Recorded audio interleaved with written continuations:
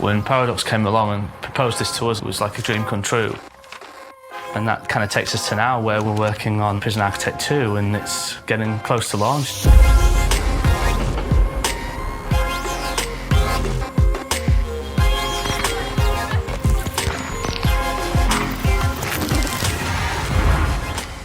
I think players are ready for a sequel, and we've hit that natural conclusion where bringing the game to 3D is also opening a wealth of new possibilities.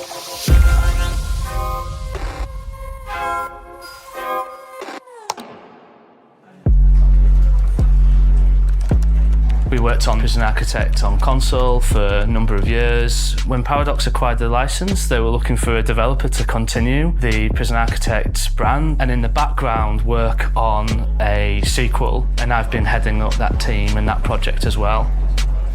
So 3D is a really good thing because it gives us a lot and it challenges us a lot in different ways as well. So some of the things that it gives us is it just looks gorgeous, and we get to do a lot of fun stuff with lighting and a lot with angles, whereas it with top down it's very fixed. You're kind of limited to what you can do.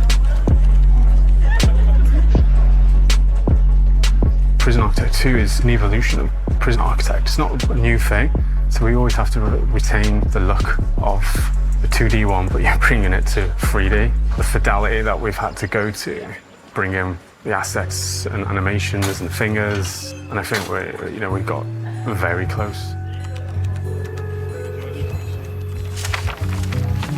This is some very early concept art that we explored, and with the animations, by adding fingers now they can reload guns, they can manipulate buttons, facial features, the eyes. That has been a big game changer.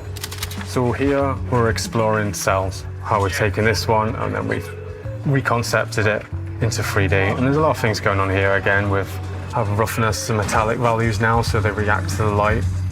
Early plot building area, it was difficult for us to get the scale. Eventually we scaled them down and pushed them way back. It opens up the environments, creates more vast landscapes, and that's kind of, for me, what it was always about with these worlds. We really wanted to do something with more production value, but also 3D opens up a number of new gameplay depths, so like multiple floors, being able to actually create prisons like Alcatraz, like for real this time.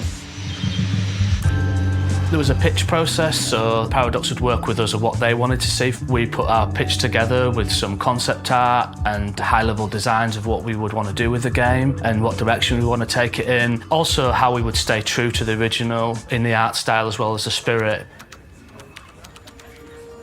Code. Mainly code.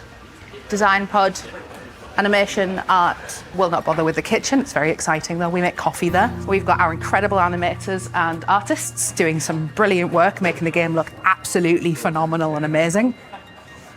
So everybody here in this office works on Prison Architect 2, and we've moved offices a couple of times, but we've moved in here to get everyone closer together so we can collaborate a little bit more closely, which is working really well.